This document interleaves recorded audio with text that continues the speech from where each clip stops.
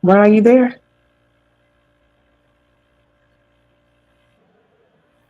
Yes, we are here. We here. We you ready? I'm just waiting for you to everything for you to be ready, and we out.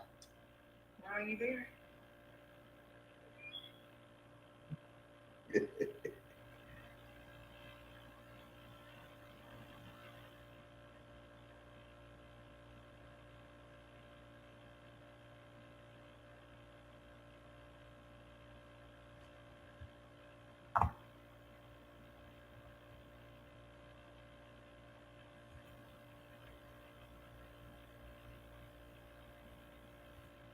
Ah, okay.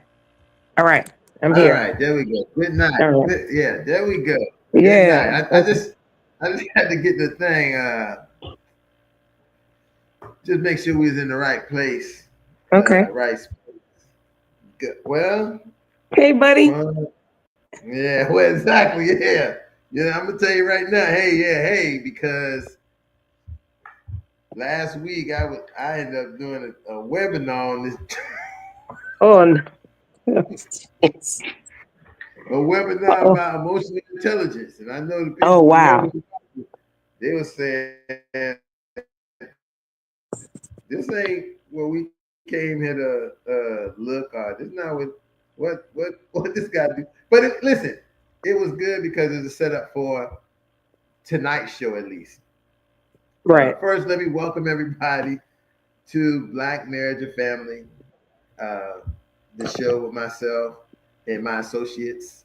And my number one associate right here is Miss Fawn Robinson. I'm glad that she's here because this topic we're talking about tonight, um, it just plopped into our lap. I mean, we could talk about two things going on right now in the social media world, and a big part of this is to say, hey, how do these shows enter? How do these things happen in our society? How do they affect our Black marriage and family paradigm? Because that's what really happens. So Mm-hmm. I don't care about Shannon Sharp You don't care tricking about off Shannon with. Sharp? I don't care about Shannon Sharp tricking Hmm? off with uh, white. Um, Not at all. White what's this? children, No, I'm not sure. What's the name of the thing, man? prostitutes, OnlyFans. I don't care. OnlyFans. That really doesn't. But it's a, tonight's show is going to not touch Wait, that. I kind of care about it because when we look at Black men, I'm so over the over sexualization of what a Black man is, Black athletes, all of that stuff, like entertainers. It all kind of ties into what we're doing tonight because it's so relevant. Like the Shannon Sharp situation is so relevant, and for what? It's like it's the sexuality of a Black man is so tied. Their identity is so tied into their sexuality. Yeah, but a sexuality that listen. But that's why I didn't want to talk about him. I want to go to where the sexuality really plays the most in the family secrets with the Right. Kanye, But it's the same, but because it renders the same behavior. You know what I'm saying? It renders it shows same behaviors up just like it is right now for both of them, right? We for can both pretend of like them. it's not. We can pretend like I mean, let's Exactly. just say this: Kanye is so uninhibited. People want Hmm. to say he's crazy. I don't think he's crazy. He's just No, I so don't think that at uninhibited all. that he will say anything at any time, Right. and because he's doing that, it makes it what it makes it. I would actually prefer to be trapped with a Kanye than a Shannon because Kanye it can at least verbalize what's happening. Now we may not always want to hear it the way that he's saying it. Right. Um, but you can't create a beast and say now you can't say this. Kanye's always said what Kanye wanted to say. Now that we're uncomfortable with it, now we villainize him. But I'm pretty sure if a lot of men dig deep into something, I've never heard somebody say, I sucked my cousin's dick until I was 14. And it's real, it's a real reality for him. Like, come on. But I bet you. Well, and that's the part for me that really is the part for me.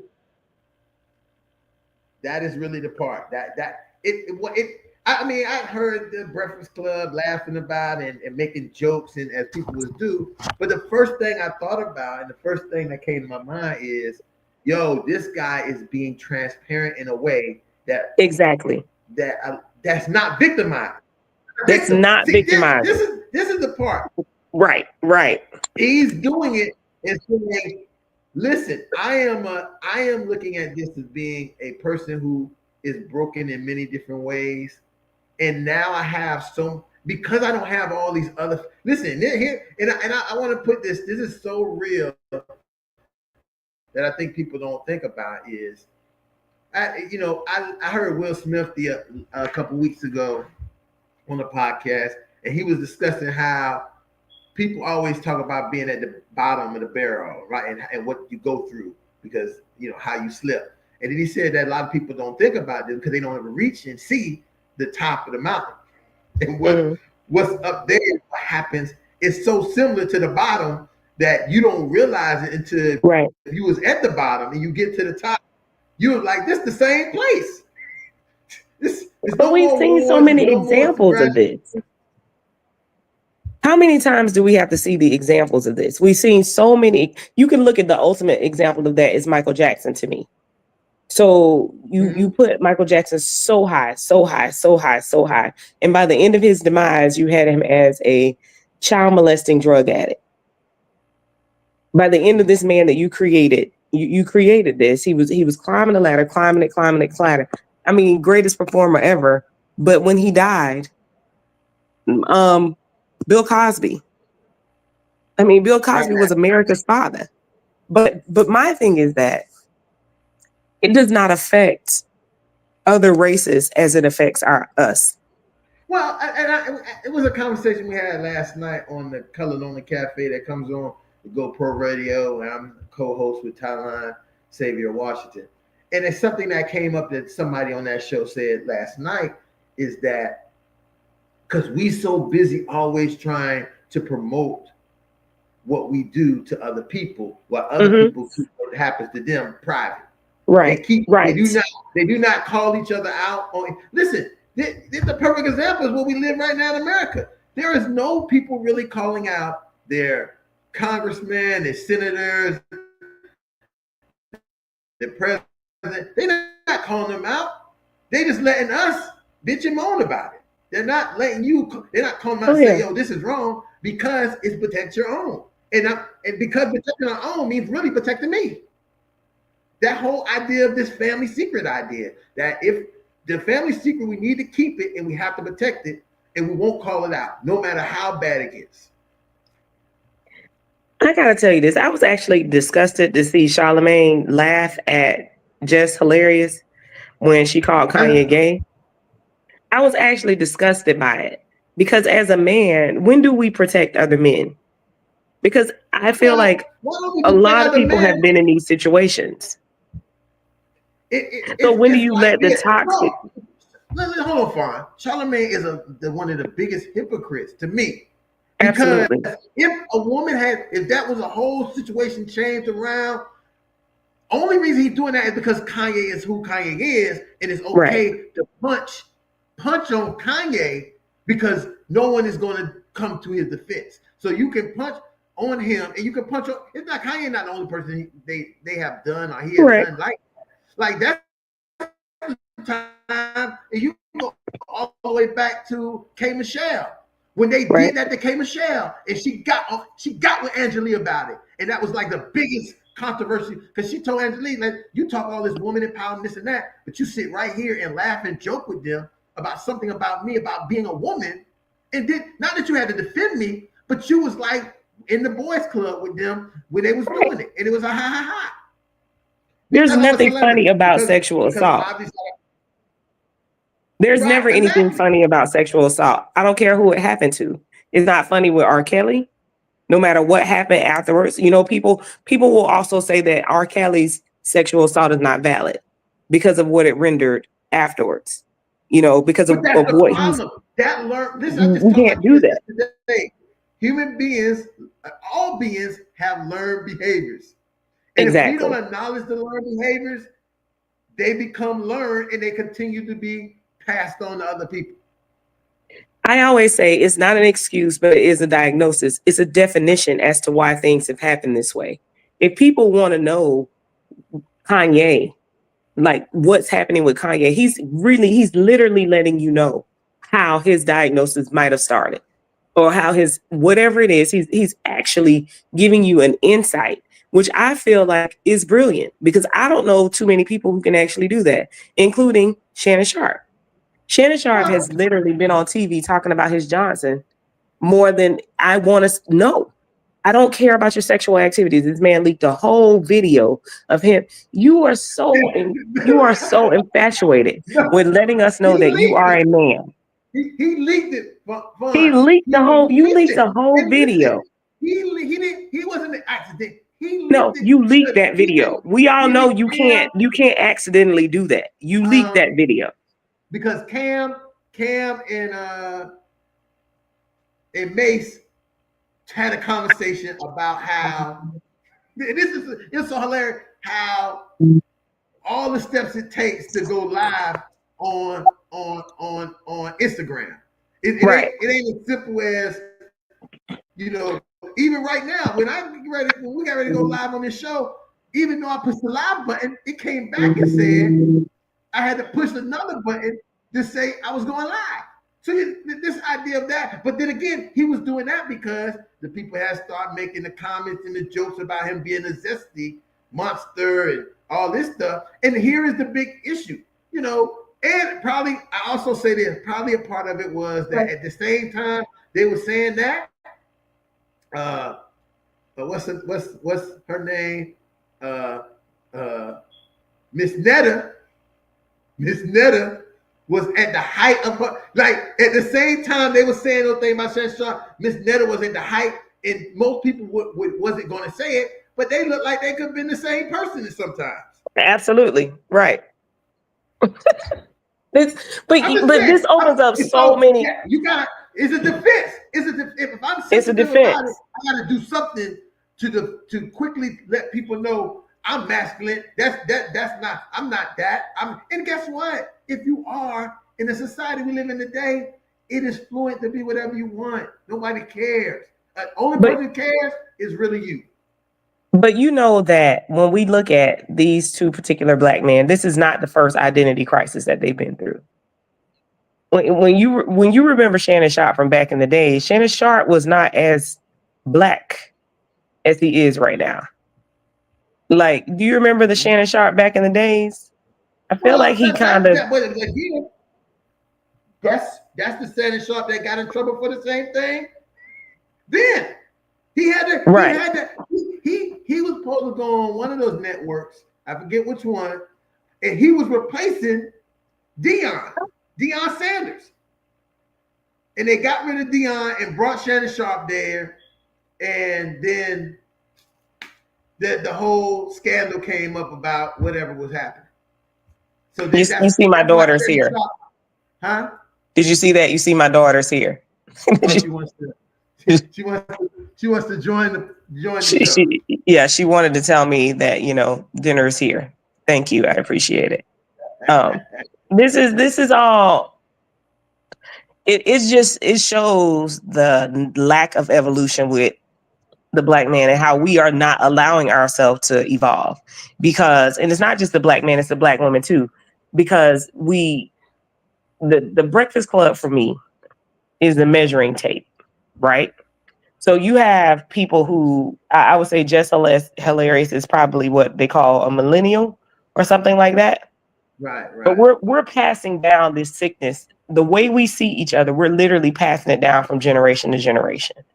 So we're looking at generations of family secrets, because I'm pretty sure that those people sitting there can also pinpoint some type of family secret. And we are still allowing ourselves to be clowned on what is on what is a hurt. It's almost like we allow ourselves to feel somewhat kind of way because people are like, you're a Negro, or you're a nigger, or you were a slave. Why would I feel bad about any of that? I didn't enslave myself. Right. Exactly. Well, okay, Well, yes, I was an enslaved I person. didn't, right. And, I didn't do this. and listen, fun, even to make that even more empowering, right? And I say this to people all the time, that even if that is the case, even if that was the case, look at where we are presently. We're Right, almost back to where we are we financial at some point, at some aspects, we are almost back to where we was before that even happened.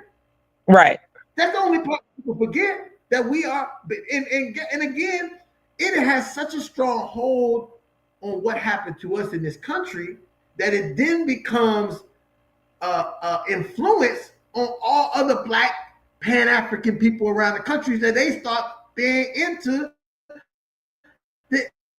the insecurity of it. the And insecurity. it almost in some way has become ridiculous because that insecurity, that self-esteem loss. So whatever, The however people want to put insecurity it, that would make it you is it laugh is at it a is man who was pretty much raped or whatever they were, who had confusion, whatever it was. What would make you well, it wasn't pick? anything. Fine, come on, fine. Listen, fine, not listen. Fine. The laughing that you're doing, and that is difficult, and it might be a laughing to deflect, because I know that is famous to do. You laugh to Right, deflect from your feelings about something like that. And a big part of the reason why we are talking about these family secrets, because when I was doing sexual abuse work, the idea of children being, there was only about 2% of children overall who had zero contact or knowledge of any sexuality or sexual abuse, whatever. right. Within the 2% encompassed the 5% Mm-hmm. who had experience or had knowledge but didn't suffer it. And that left the other 75% to be done. To be done in any way, experience, example, all that. So in this part where we sit and pretend as if like, oh, that's exclusive to him. No, it's not. I can tell you, I remember being a kid. I can remember my young teenage years where the one boy was might have been practicing some bestiality with his dogs. And he also thought it was something that he would try to do to you. Right. It wasn't a thing as him being an aggressor to try to do it. It was like you would hang out and then it would just be this kind of thing. But again, here's someone who had early experience with sexual abuse. Mm-hmm. Right? Speaking of myself, early experience that put me in the realm of having an early experience allowed me to escape. First off, I'm gonna escape because I was a male. I have a higher percentage escaping because of being a male, and because my initial perpetrator was another teenage female. Mm-hmm. So, but then what made it aware is it wasn't just me who was participating in that. It wasn't just me who was getting it. So, being able to see and knowing these things, and it wasn't malicious on her account. The thing she was doing, it was something that was learned behavior for her, It was learned and behavior, right? she was responsible for some people, and she was doing the same thing. So you have this opportunity to say, if you're conscious, if you can be conscious and say, oh, this is stuff to avoid.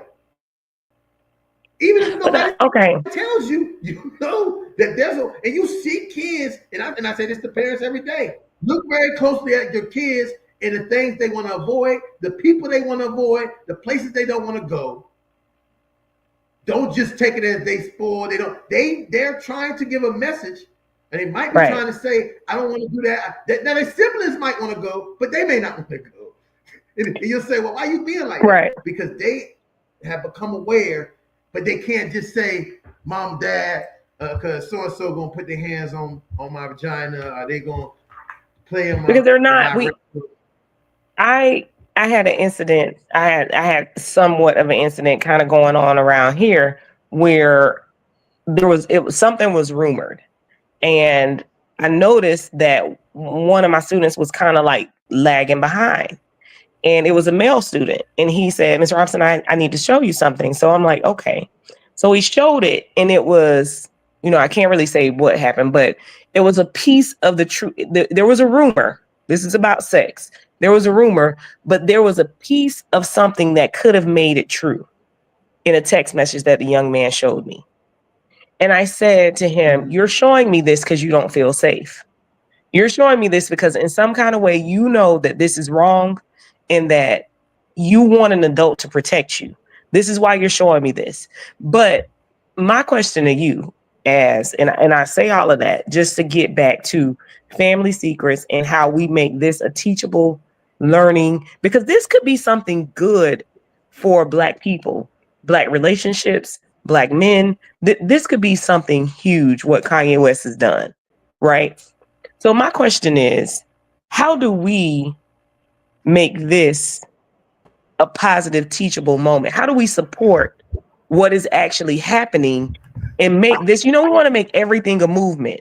Well, I want to make healthy sex a movement so that our kids will be able to say, hey, such and such touched my vagina and I don't like it. Because why do they already feel shame about it? Why is it that the boy had to wait to show me something? How are we still victimizing our kids? And how do we take what Kanye West has done? Because really, I mean, this might be the best thing since Jesus walked to me. Like, this man has really said, hey, use me. If you want to know what's really wrong with relationships, with all of the relationships that I've had, it stems from this right here. So how do we take this as a woman? So this is me and you, right? And I'm talking as woman in relationship. Um, Speaking for women in relationship. How would a woman broach this conversation with her partner if she suspects? Because when a person can't love you correctly, then I feel like their early experiences with sexuality in some kind of way have been altered. So when you get to be 40, 45, 46, 47, and you still don't understand the difference between sex, love, and all of those other things, in my head, I'm thinking, now what happened to this dude when he was 12? And it doesn't always have to be gruesome that he was raped. It could be his first sexual experience was like yours. You know what I'm saying? A lot of men first sexual experience was, I was 12 and she was 17 or she was 22. It's like, so as a woman and as Black love, Black family, Black marriage, how do we take this and stop playing around with it and actually start making it be a healing point? Well, that I think you said it in asking the question is becoming more communicative and transparent, and letting go of these secrets that we already know. We know. Listen, most listen, when you think of the history of sexual abuse or child sexual abuse, there are the people who already knew that the person who was abusing the children and doing these things, they already knew that there was this rumored, right? And what was the issue was who was going to address it. I know I've heard this story and this experience, and you think about the opportunity of people saying, hey, we didn't want to tell daddy that this happened because what daddy would do, what daddy response, what would daddy do, and how would that play out? And we didn't want that for daddy. And so you're looking at something in that case, but And we see, a I very big part of this overall is I gotta call your bull on this one. I want more. I want bros who suck dick until they were 14 to step up. The same movements that we have on everything. Okay, listen, we I want Omegas who Yeah. suck dick until they were 14 to step Fine, up. that's not Who gonna, identify? I fine, want that's not Omegas who fine. identify as straight men who may be married, but you sucked the dick until you were 14. I want you to stand up and be like, "Hey, I stand behind Kanye." We do million man marches all the time, but we gonna let this man march by himself, and we Fine, know this a problem. fine. Then why? Then why are we organizations? Why are we organizations if we don't want to get behind the real stuff?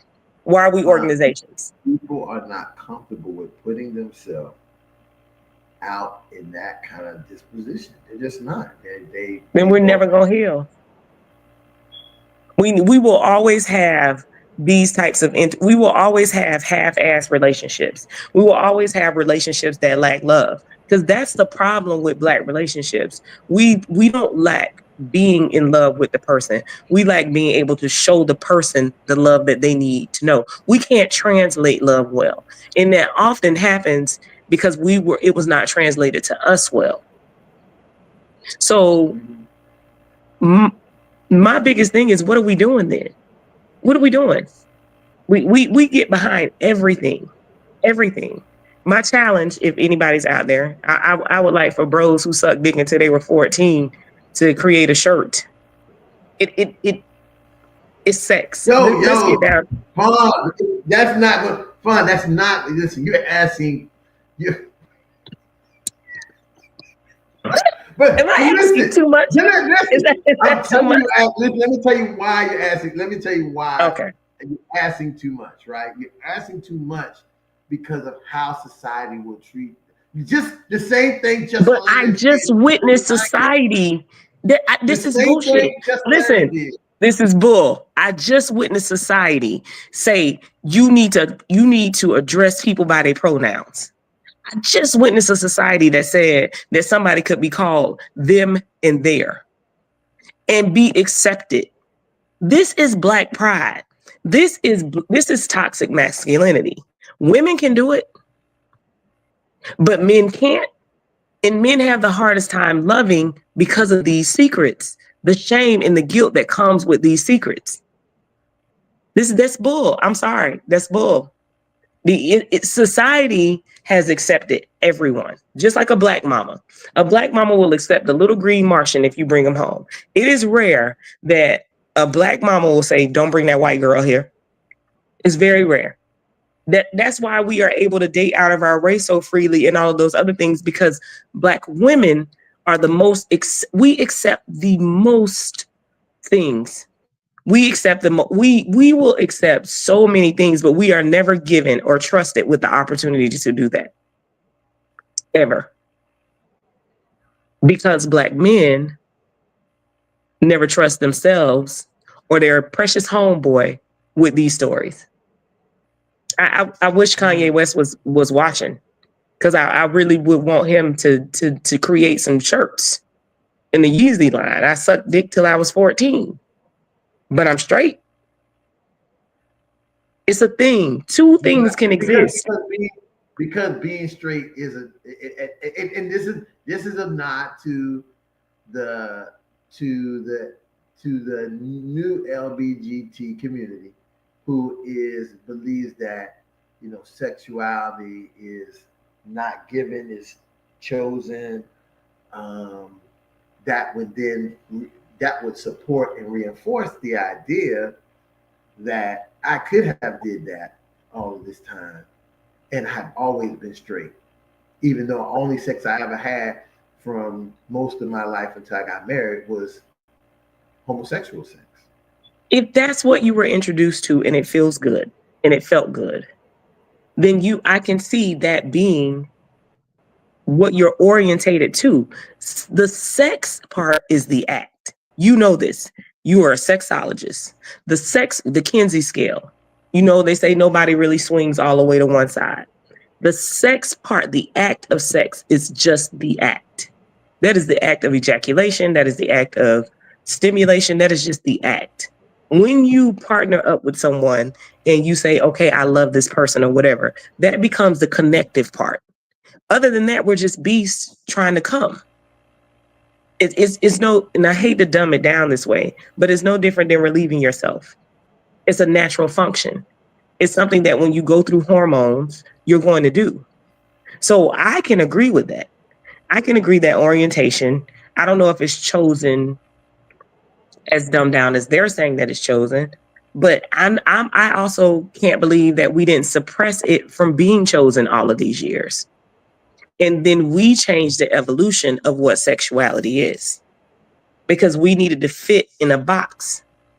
So when you go back to biblical days, and I don't really I don't subscribe to the Bible as much as people would like me to. But if you go back to biblical days, then you will know that the reason why homosexuality was not accepted is because it was dirty. Well, it was dirty because there was nothing to clean it with. So now and you could not procreate. So then we go further up. I don't need man on man sex because that doesn't create enough children to work these farms. So is it that these new people created this, or is it that the act of sex is just an act? Who you choose to love is more psychological than the actual act of sex.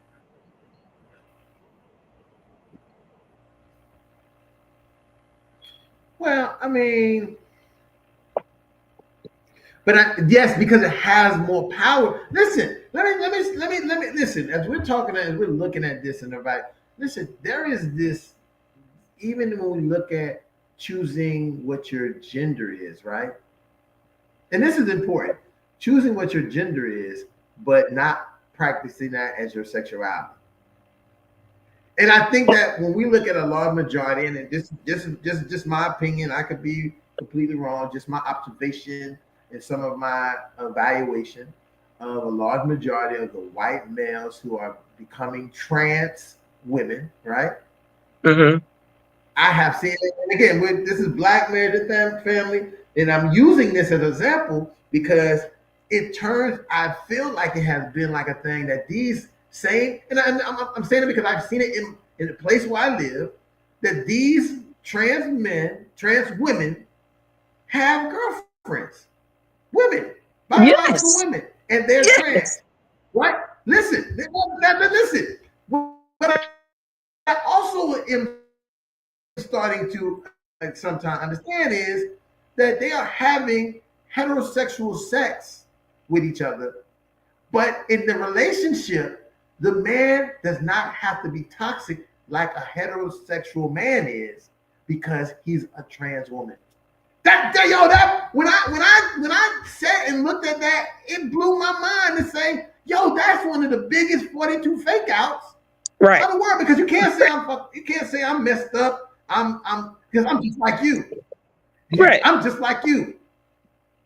I'm a woman. I I don't really have think these like a woman. I responsibilities. just have a I penis. never even looked at it that way. That is so interesting. I, I don't have these. I don't have these responsibilities. I don't have to take out the trash can. You can take it out too. I'm a woman. Except I'm gonna keep my Johnson, and we not gonna do this way. I mean, it's that's a wild phenomenon, a wild. definitely But it's just an observation. I could be wrong. Hey, listen, if someone has an issue and believe that what I'm saying is something wrong, it could be true or whatever. I'm just telling you from my observation, and I'm a person who observe. I'm not absolutely. making an opinion. I'm not making a statement. I'm saying this is the observation I have noticed, and it's been very clear to in the very liberal city that I live in, the white males that I've seen in relationships are always with, I don't know, heterosexual women, if they're lesbian women, but they are women. And it's very clear to me. I haven't went to their house and seen them having sex, but it's very clear to me that they're together in a way that I'm not seeing them down in the what I'm not seeing. You don't see them down in the gay hood, the the gay people are doing those things. They're dressed in their full woman gear, but having romantic sex with heterosexual women, I figure, because they having heterosexual sex. Let me just say that. And So you know thinking what's of that, interesting? that's not something you're gonna see. That's not. No. And what's interesting is that a true transsexual woman who's with a man, you will never really know that it's a transsexual. I was watching Survival of the Thickest, and there's this propaganda. I, I like the show a lot, but I get so irritated with the whole propaganda of like gay, black. Like some of these shows are just so kind of literal with like, okay, I don't feel like it's forcing it on you because that's silly to me. But I do feel like it's selling shirts, like they sell shirts for Black History Month, and it's quite annoying to me. But one of the characters married a man who looked straight, but the woman looked like a woman. And I went in to think about what you're saying. Sometimes these men look like still men with a wig on. Like sometimes they haven't like really Right. transitioned all the way over. Listen, they are not trying to be right. Right. They're not, listen, they're not doing a good job. Then listen, listen, I'm just gonna keep it real. They don't do the job they're not that the trans women in the Black and Latino community does exactly to feminize themselves completely. These guys are not really doing that at a high. I mean, maybe they just starting early, they just starting off and it's at the beginning stage and they're going full-fledged and getting to there. But it's just a little bit, strange to me that that's happening. But I'm thinking about it on the bigger spectrum of how men are villainized for like yo, what's the rapper from your hometown? The lady, the rapper Doja, whatever her name is. Oh yeah. When she said that a straight man is a red flag, it's a red flag. This is going along with is the idea that heterosexual men are toxic. They are misogynistic. They are everything that's bad. So if you're perceiving and seeing this, if you are conscious, if you have some self-awareness, you say, how do I change this? And one of the great ways, I guess, to change it is to, if you can't beat them, join them. Or we start right here with Kanye West. And we talk about why we're toxic. Because the problem is that we're not talking about it. We're not talking about like what we're just reacting. So it's, to me, it's not a crime to say that we're toxic because we all are toxic. So my reaction to your defense is going to be toxic as fuck. I am going to give you the business and I'm going to tell you that your mama raised the worst man in the world and you ain't this and you ain't that and you've heard all of the songs, right? Which is just going to make you retreat even more.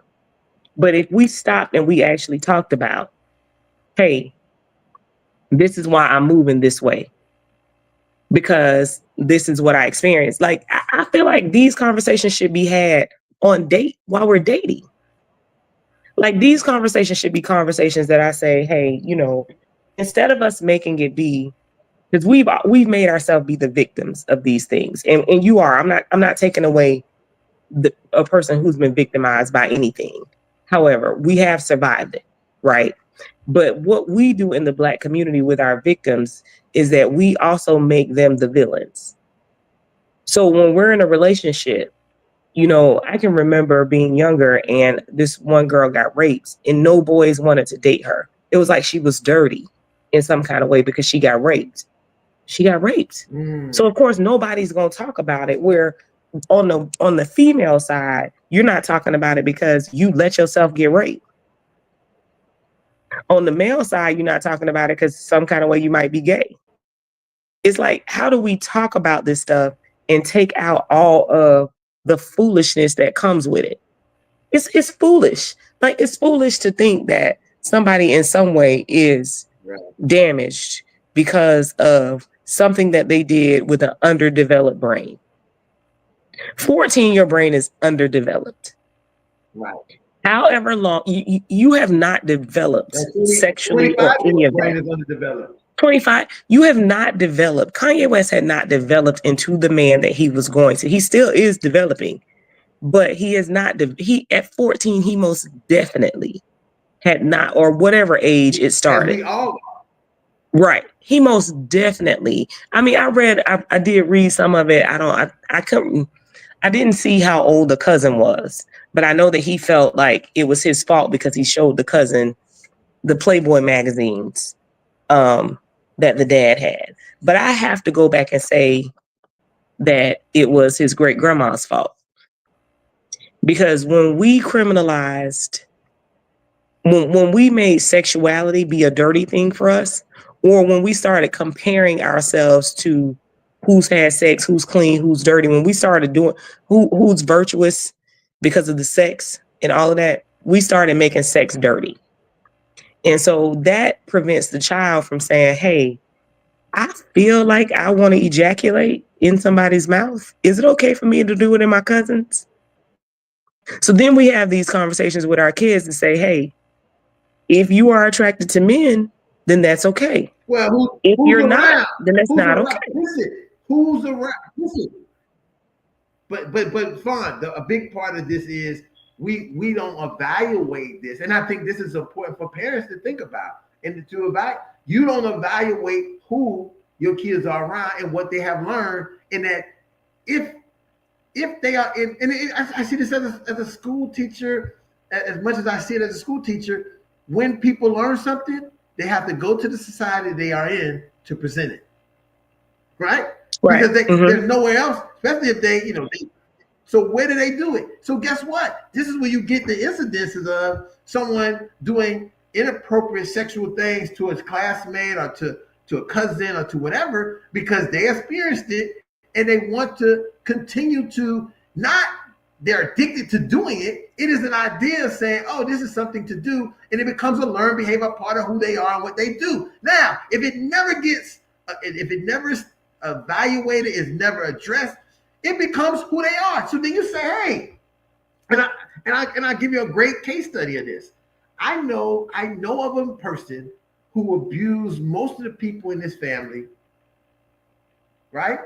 It was never, the people knew he was doing it in his family. Yeah. They never addressed it. It never was something that became a major issue or something for him to remediate or something to accommodate and change or to recognize that maybe this wasn't appropriate. So he became a full-fledged rapist who then went to on streets and raping people and continued to rape people even after he was in prison raping people and then died of a sexually transmitted disease.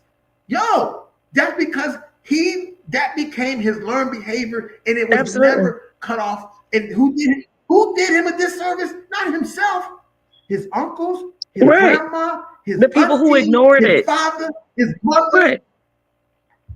The people who ignored it, the people who did not want to feel it, because we're people who do not want to feel.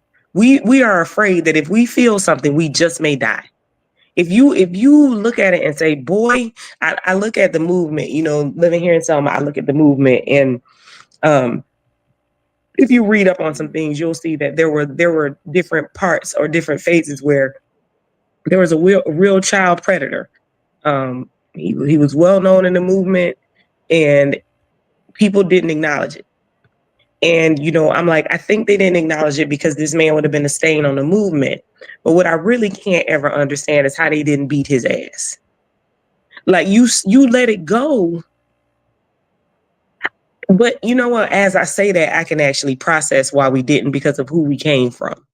So I watched this show on PBS the other day, and it was the black girl was sold into slavery, and she was pretty, and she had a husband who she loved. Like they came over from Africa together, and she met this man and she loved him, and he would always come and find her. Well, the master loved her, so the master raped her, and they never said one word about the baby that could possibly be the master's. It's like they couldn't say, they would have had to just, the baby wasn't.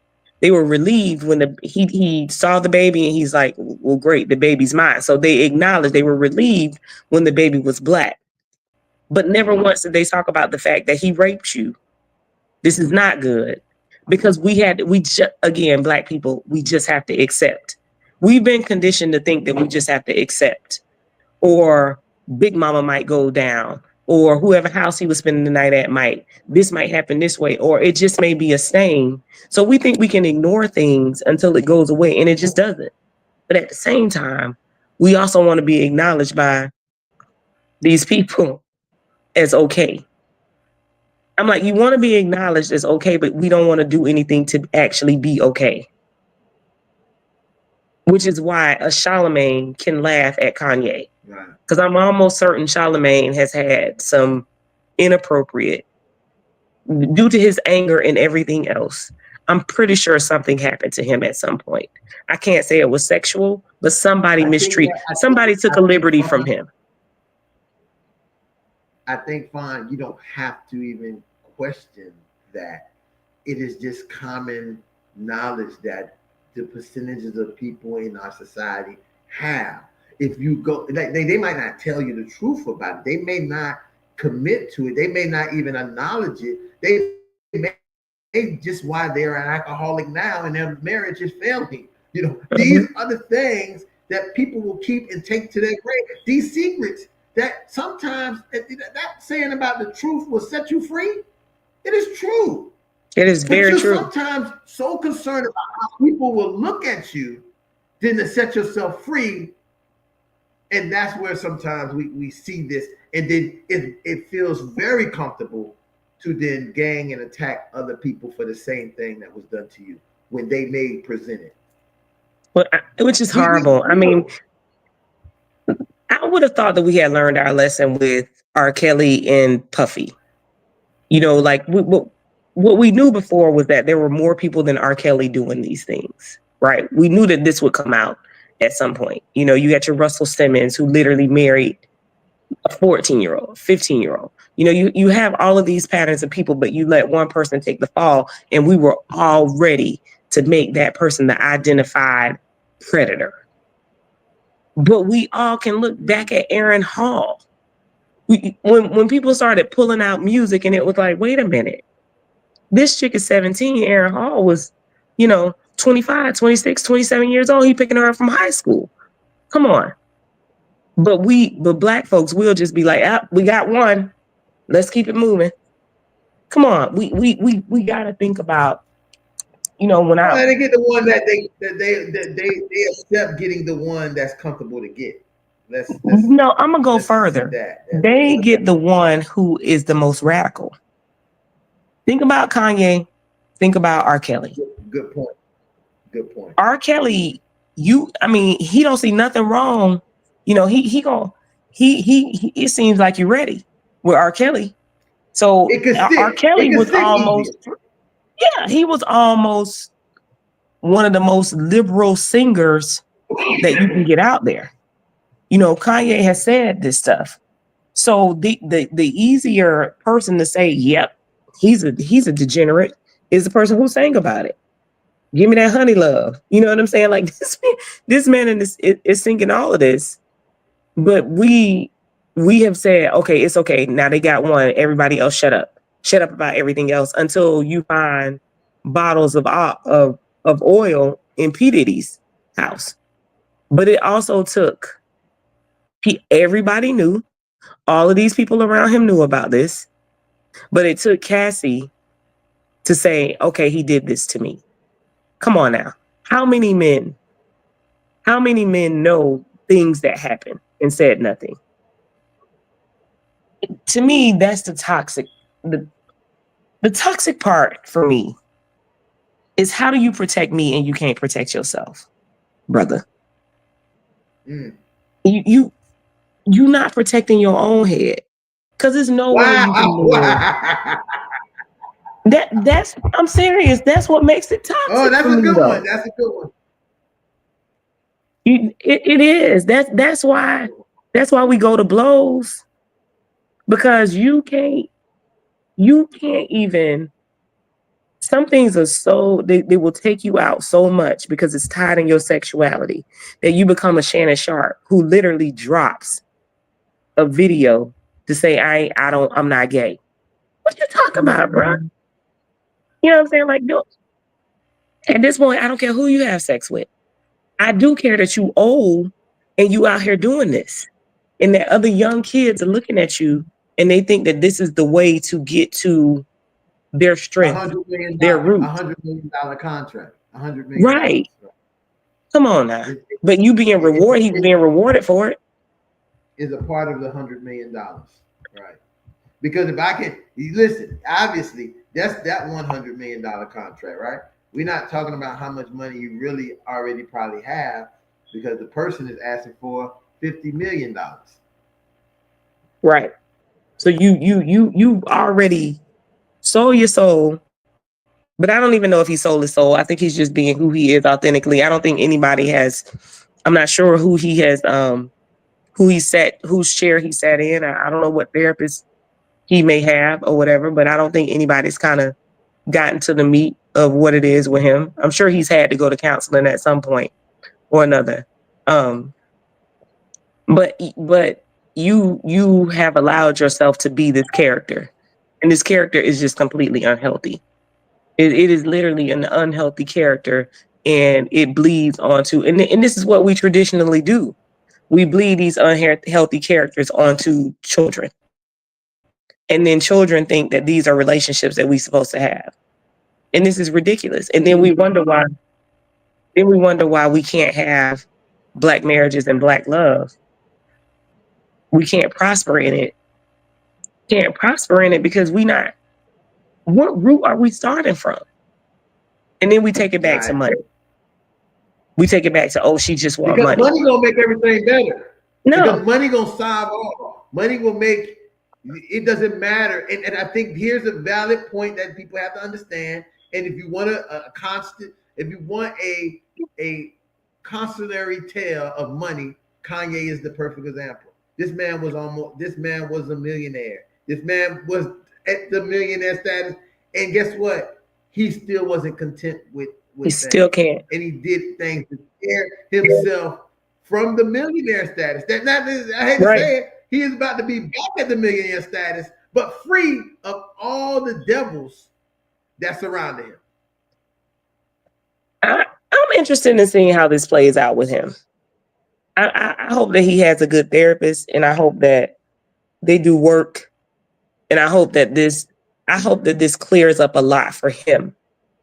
Like I hope that him saying this kind of, I'm not gonna say, I hope that it's a restart for him. Like the fact that you can say this out loud is so strong to me. Like that represents so much strength. I mean, I've always been a Kanye fan, and I've really never subscribed to them saying that Kanye was crazy. People don't like to hear what Kanye has to say. I mean, back when Kanye said, Bush don't care about Black people, we saw Kanye developing into, I got a voice. Like his music has always been conscious. You know what I'm saying? Like the platforms that he used, or when he says certain things, is uncomfortable. But is it actually crazy? Are you uncomfortable with it, or is he actually a lunatic? And I've seen too many times Hollywood frame somebody who's actually conscious or woke, as we might say, as crazy. But to me, this is like revolutionary. Like for this man to say this, I mean, I was like a proud mama, because I know how many people need to actually say this. I know how many men need to actually say. For people, it sounds. But Fawn, you have to realize, for people, it sounds as if like he is crashing out. Yeah, I don't. He's a crash. I don't hear crash out at all. I mean, it could turn into a crash out. It could turn into a crash out if it's not. I could see it turning into a crash out if it's not. No, it's not. It's not a crash out. It sounds like a crash out to people because they're not transparent, and they are preoccupied with their life being satisfied by what other people's opinions. Listen, You can imagine this. We see people doing it now, doing crazy things for likes and shares, right? And then you go back and look and say, yo, what's up with this person? What's wrong with it? Look at this. We know this, but it's crazy. But how many influencers and social media content creators be just passing away? And you be like, I don't even know who this person is. But it has something to do with being in a setting like this and thinking that this becomes your life, right? It's not me and your life. We have real lives, right? That we work with real people and deal with real things.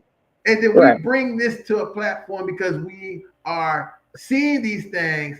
And I want people to think about the things that's destroying our black marriages and our family. And this topic tonight is one that most people would never even think, because guess what? How is it? Here's the scenario.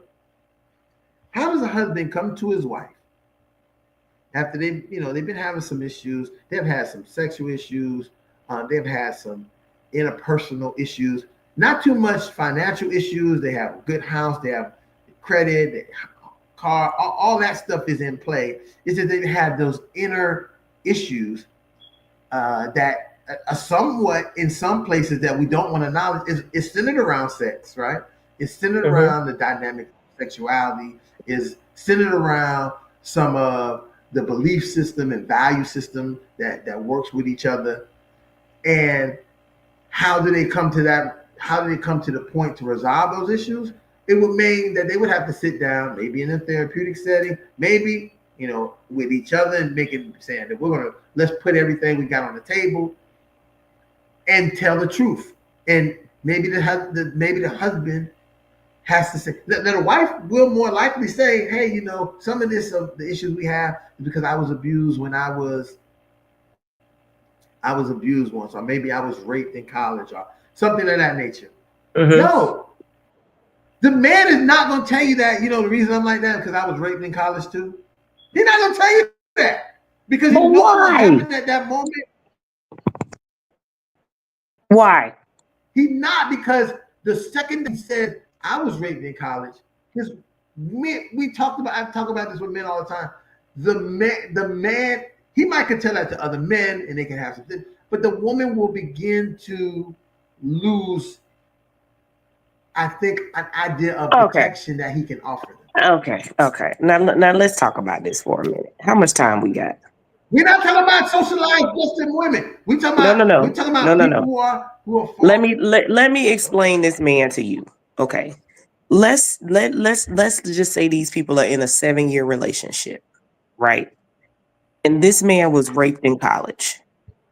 I'm almost certain there's been some infidelity. I'm almost certain there's been some level of violence, even if it was just like a push or I'm right in your face.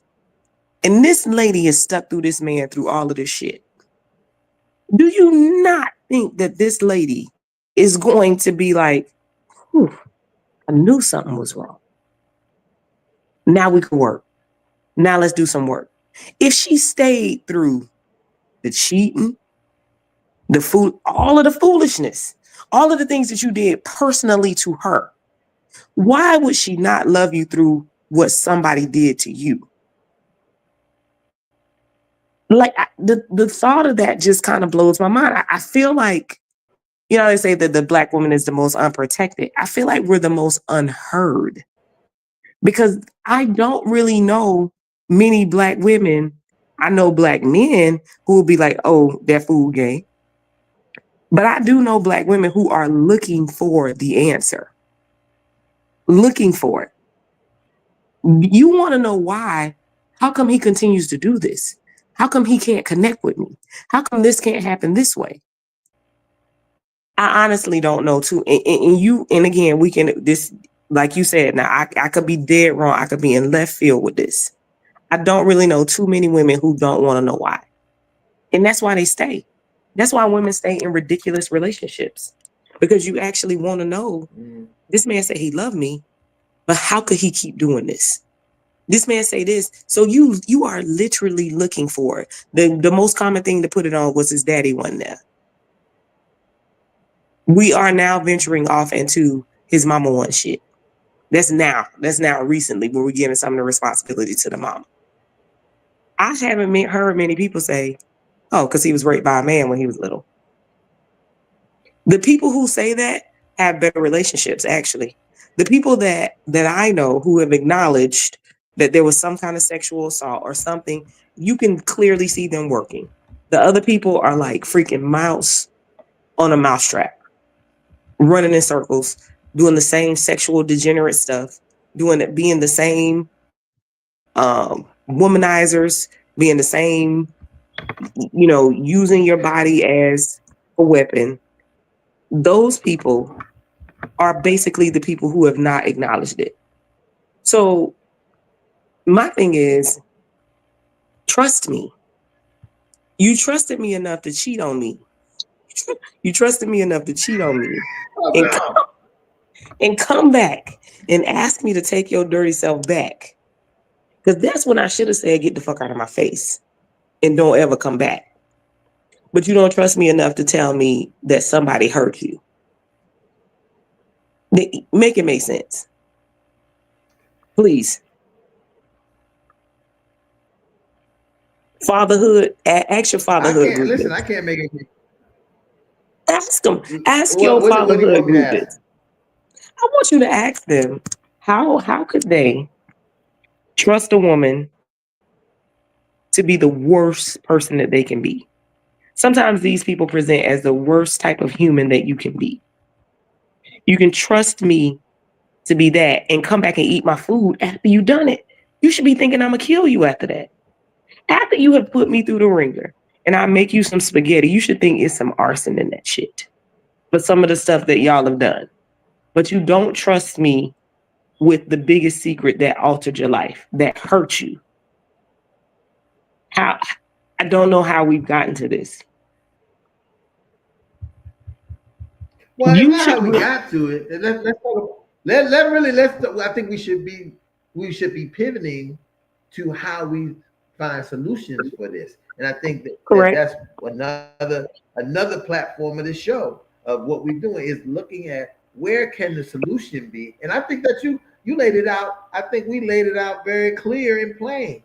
You have to get yourself in front of each other or in front of with a therapist, counselor, a sex therapist, a sexologist, somebody who has the means to be able to allow you to feel vulnerable enough to put that out in front of each other and be able to rebuild yourself back together as one.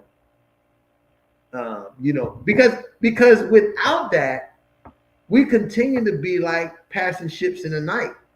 You Mm-hmm. don't have an understanding on why your partner or why that person is acting that way. When it's it's a thing that is probably, and I agree with you, Fawn. I believe that for both men and women, if their partners gave them their biggest fear, they would definitely take it, and it would help them understand why you acting and doing. This is why I listen. We don't like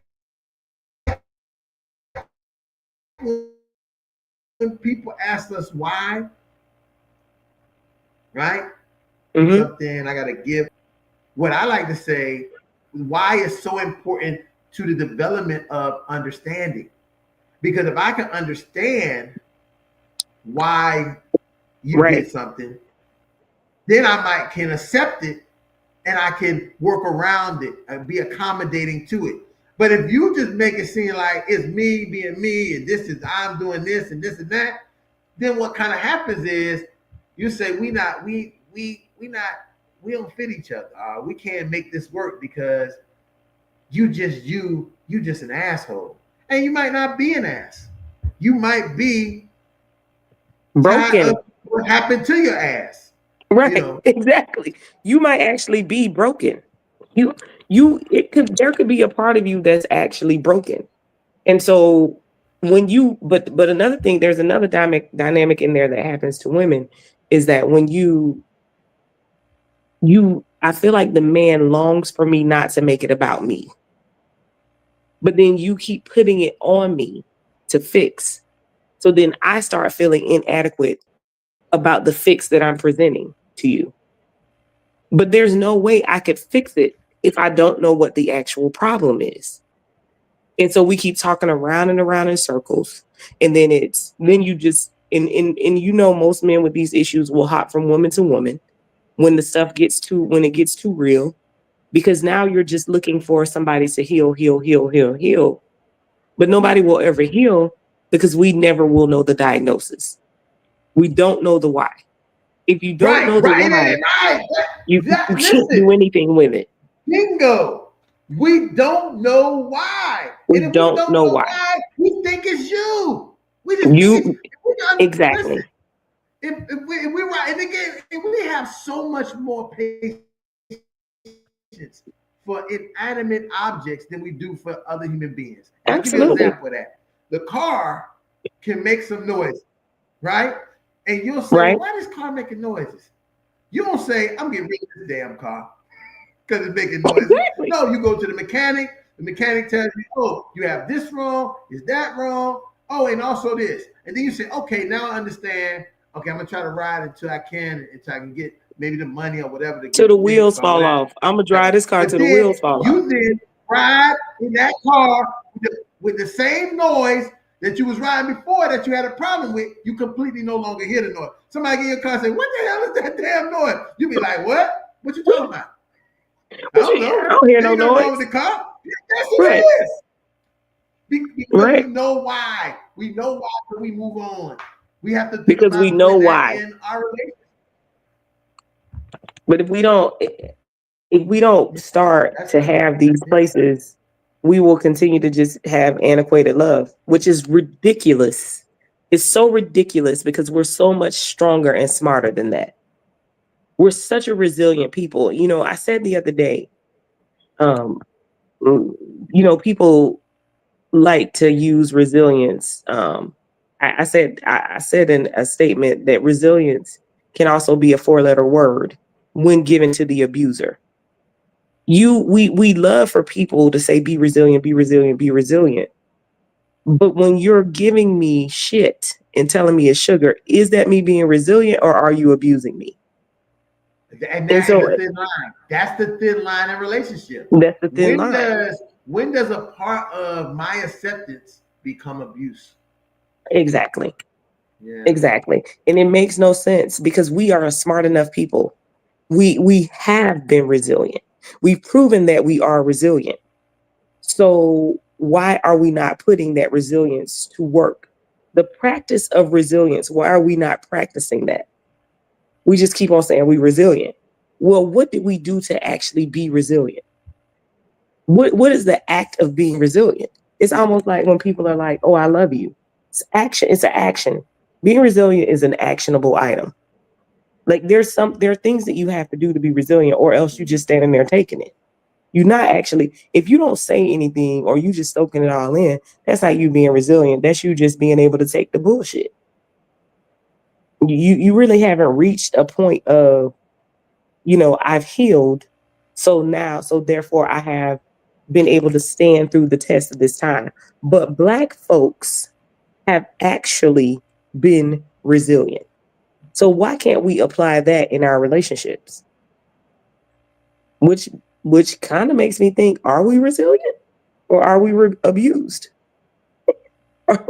Are we resilient or have we adapted ourselves to ways to fit into something still? And That's we a just good kind of keep going. that's a very good point because I think that we've also been as a people conditioned to fit into things. So why wouldn't we Yes. do the same thing to be in our relationship? Listen, and I say this very often. Our culture is not the only one that does that, right? Hmm. But it's how our culture got there to do that, right? In America, I'm being very specific when I speak about Black Americans, because because Black Americans have a history of conformity that you didn't want to do, and now you fall in line to do it. Whereas we see in other nationalities sometimes, some of their conformity is cultural conformity. You know, in the Asian culture, it is strict rules. In the Latino country, there are strict rules. In the white culture, you do whatever hell you want to do. So, Well, I manifestation. mean, but what's But really unfortunate about that is oftentimes the white culture defines what culture is, what the rules are. The European culture defines what the rules right, are in every society. So there's really no measuring. They really kind of just let's just pour it till it feels good, or it doesn't feel good, or it affects our money.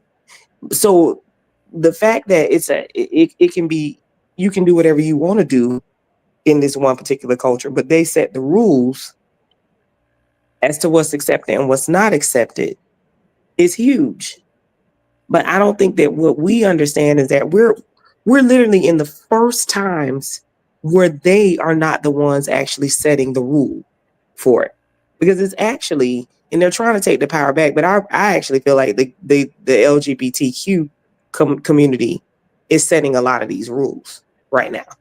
And the actual generations, not actually a parents color. not willing to keep the old guards, the good Exactly. old boy system. They don't really care that much They don't want it. You because they have can't not tell been me that this is reinforced. not my friend because this person likes girls.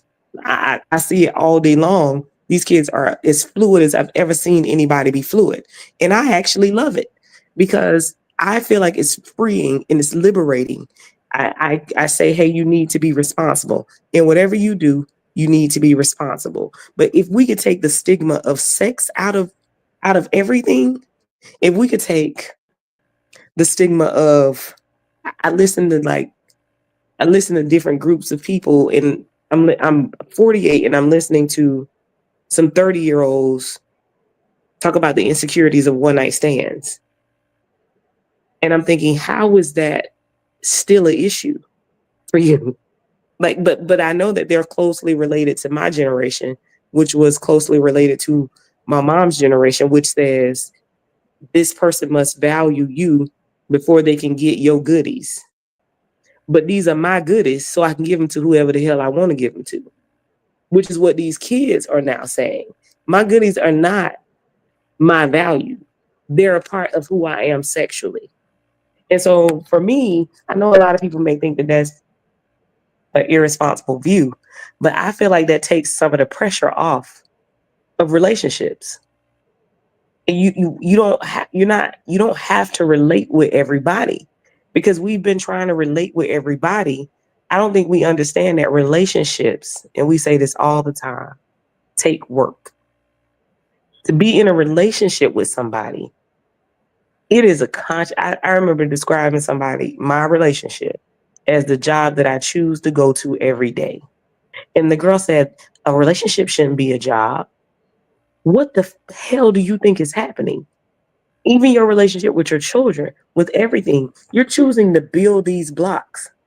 But if we can take the act of sex out of actual relationships, the pressure of the act of sex, of who's gonna have whatever role or how they gonna have the role, I think what you would find is people focusing more on the relationship part, relating to each other more. We can't even relate to each other because we still stuck on the pleasure part. How we gonna please each other? I mean, there are people in relationships who haven't even told their partner, hey, I want you to have oral sex with me because they feel like it's dirty. What? How is that even? How are these things even things? And how, in a black relationship, how could you still be hindered by some age old societal rules when you have chopped down every obstacle that's come your way except for this? How are we still caught on? I don't even know if we still caught on religion, but how are we still caught on sexuality? How in the hell is a big grown man like Shannon Sharp still having these conversations? How did Cam Newton have that interview with that lady? How? I mean, I'm just like, I'm very much so confused on the things that we are lagging behind on. Willingly. We're willingly lagging behind on these things. We're choosing Probably to. because probably because we're focusing. We our focus on the things that we're focusing on is somewhat so, as I almost say, so far away. It's not in a place where um, we can actually really present to people in a way that is feasible. So it's very far away to come to. So I mean, I think that's a big part So what steps do we give the people when a family secret comes out? What happens? What we do? is I used to like to blame it on the lid and what have you, but now I realize that that's not true because and listen, you said it, and I have to co-sign it. Is that the LGBT community, and I think it's the new LGBT community, the new community is changing the rules. They're changing, like I said earlier about the white trans Mm-hmm. women. They're changing the rules. They're changing how it works because they don't like how the system was already set up, and you can't win in the patriarchy system. That's supreme. That is supremacy based, patriarchy based system. You can't win capitalistic based system. You can't get ahead. But if you go around the system and work outside of the system, because more of the people are outside the system, and you say this is the more um, palatable way to operate, people will follow that trend and they will go with it. You know, listen, for a person today, I'll give you a great example. What was the show? Oh my God, Laverne Cox and George Wallace had this show Mm-hmm. about her coming back home Coming out. Yeah. Okay. after being As a woman. for a As a long woman. time. They come back, Yeah. went left as a boy, came back as a man. And I watched the first episode of that just to see, whatever. And it was like the writers can't emulate what they need to emulate because they're all already in the outside spectrum. Mm-hmm. Because George Wallace cared less about greeting a daughter at the door, more about the daughter not being interested in football, right? Right? Because if the daughter would have showed up to the door saying, "Oh, Dad, give me that jersey," yeah, let's Mm-hmm. like the conversation that he was accepting of his son being his daughter now, and he was saying, "You're gonna stay here, you're gonna do this," and Laverne Cox's character was upset because he said, "We need to have a conversation. We need to talk. You need to write me a letter about this and that, right?" And the most funniest scene to me, and then that's when I cut it off because I wasn't gonna watch anymore because I realized the show is over at this point because the dad Right. wrote a letter. He The wrote a dad letter, healed the day. He healed the and the day. letter, listen, but the letter only said, "Hey," it was a simplistic letter like, "Hey, I'm sorry, I'm not gonna make it home. There's food in the refrigerator. I see when I get home tonight." And so I thought about like, that is how we're operating. You want a letter, your dad is not even on what you're on. And he was willing to what I felt was here's the dad, happy kind of, because he's alone by himself, to Mm-hmm. be able to have his child come back home. He doesn't care if you came back as a rabbit. Right. He don't say you want me to get some carrots because that's how human beings are. But you now want him to recognize you as a rabbit and you want him to apologize for not making you a rabbit when you was born. He didn't know to make you a rabbit. He only knew to do what to do as a dad would do at that time who had his son. He doesn't know that you felt like a rabbit inside, that you should have had fur and you should have had big ears and buck teeth and that you hop around in the yard. He didn't know that. He didn't know that. And guess what? You couldn't communicate it to him, nor would he even be thinking about that was the issue. He was doing what traditionally fathers at that time would be doing, making sure you're okay, making sure you're fed. And really the biggest thing is dealing with the grief that he had to deal with and you had to deal with the loss of your mother. Right. Because the mother died. See, so you get into these things. So this is, and I'm breaking that down because as I watched it as the therapist with the lens that I was looking, once I started watching that, I was like, this ain't going nowhere. It might be a comedy, but this doesn't. This could have just been a movie. This could have been a movie. The first episode is it. I was telling you, when the person said, I thought it was a movie, right? So I said, oh, this would be interesting to see the movie because with a movie, it's going to be a quick beginning and end.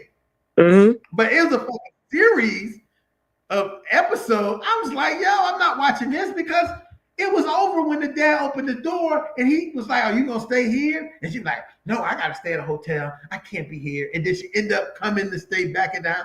This all of this, that really was, the issue was a father waiting to see their child come back and didn't care who the child was. Didn't care. And what I said, he didn't care who the child was. He was just happy to have a child, but the child had been in the system to say, I need you to accept me for who I am and apologize for not letting me be who I wanted to be when you didn't know I wanted to be that. Which would go back to because I didn't go outside and I got bullied all the time. You should have known that I was going to want to be a woman. Which goes back to the rule setters. The rule setters. So the rule setters say that there has to be some kind of chaos with this transition, but there doesn't have to be. Like it's just like the rule setters would say that women would have to be in some kind of way, would have to make their man feel insecure if he had some type of sexual encounter with a man, right? The rule setters have said, well, you have to react this way. But that's not often what happens when the doors are closed.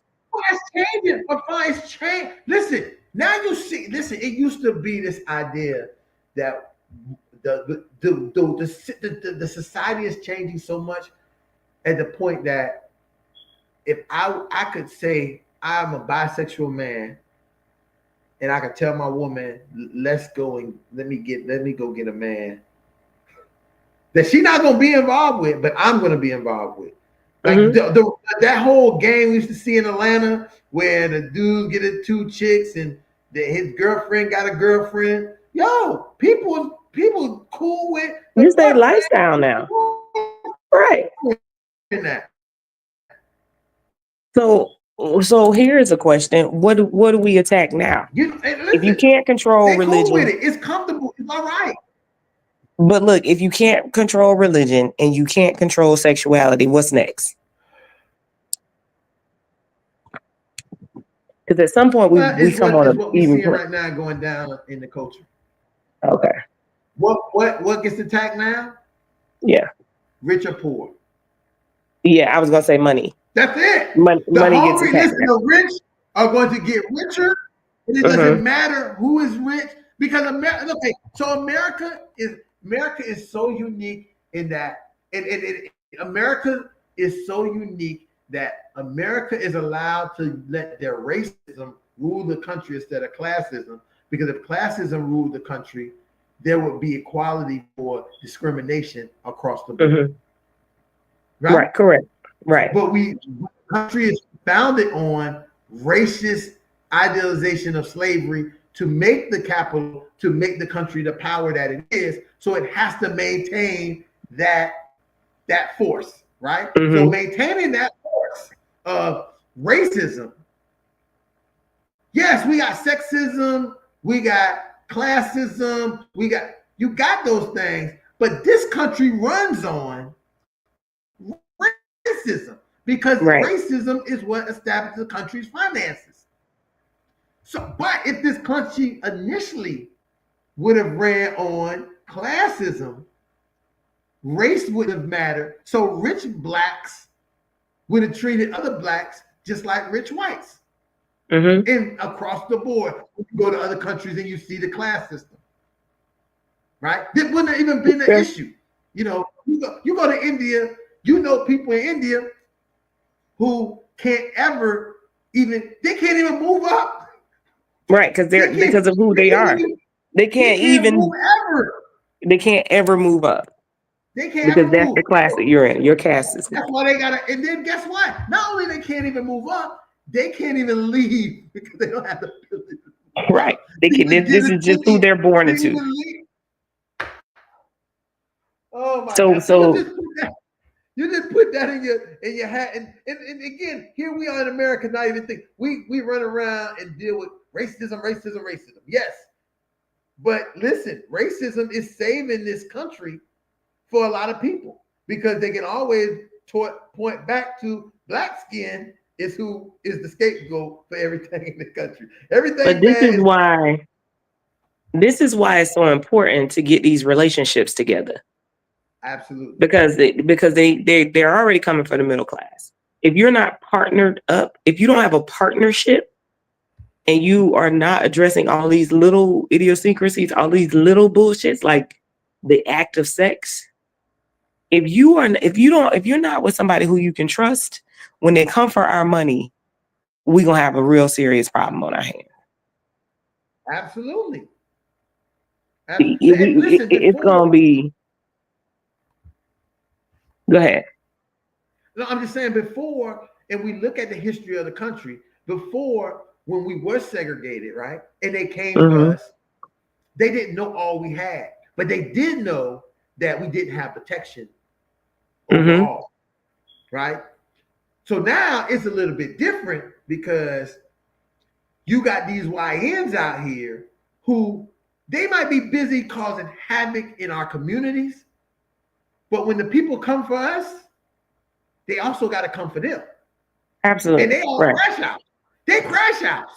So the fear is, and I this is one of my philosophy belief systems. They want to make sure we stay with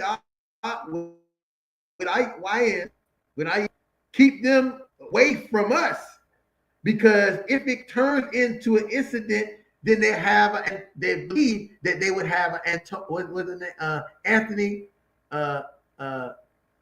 Carmelo Anthony on their hands. That's the new fear, that the young black male who they tried to suppress so long says, no, we not crashing out in our own community. We're not crashing out on us. We're not like that picture, that video I showed you, the man taking his pants. No, we're gonna take care of this right here where it's happening. Right. And you saw my response. Right. They were supposed to do that. That's a major fear. Yeah. They were supposed to do that. You came on their turf. You think you'll come to our neighborhood and be a freak off? You will come to our neighborhood and be a freak off to us? No. No, they were supposed to beat him right where he was. It wasn't a hate crime. It wasn't a sexual crime. It was, you are a predator doing predator things, bro. That's weird in our neighborhood. And you're not going to do that in our neighborhood. And we're going to crash out right on you. Again. You will never come ever again. I know. Right. And that's the same crashing out that we see us doing to each other all the time. So I'm just putting this in the mind so people think about. You might not like how much our young people crashing out. A lot of them might be killing themselves, going to jail, whatever. But there's going to become a point when if you cross that bridge, it won't be like Rosewood. It won't be like right. Tulsa. No. It No, it's gonna won't be like that boy getting beaten it at won't be Walmart. the same way because the crash outs is ready for crashing out, and you give them a justification to really crash out. Right. It's gonna be like that beating that man just took in at Walmart. Every Exactly. time. Same. Every time. Same difference.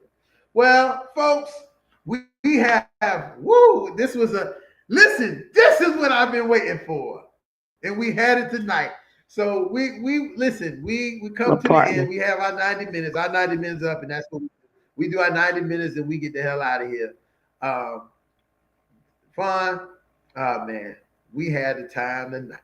We had Brother, a we had a conversation time. tonight. Listen, I tell people now, if you have not done so, please go like, share, subscribe to the Facebook page, to the YouTube page, so you can get the notifications when we're coming back on for Black Marriage and Family every Thursday night. We will be here to have these conversations, and these are conversations that's not just for us.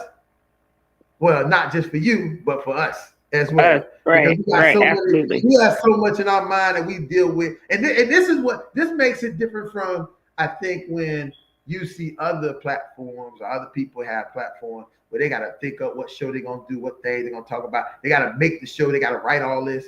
Correct. None of this is written out. This None of this is based is written. on what we experienced during the week, what we've seen, some things on social media, how it related to our families, how it related to our relationships, how it related to our work with young people in the communities that we work in. This is where it comes from. And this is where we really want to establish to have this kind of platform to say, hey, look, there's another way for us to do a lot of things. And we sprinkle that therapeutic part on to say, hey, because if you have not heard tonight, we might have said go to see a therapist, go see a counselor numerous times about what we're talking about. We're not telling you that we the experts telling you how to do it. Go in, even though we are therapists and counselors, we're not telling you by our expertise. We're telling you go and reach out, find someone to help you work these things out to fix your family, because we're going to need our families for the future. And with that being said, good night, and we'll see you next week on Black Marriage and Family. All right, brother. Good night, y'all. Good night.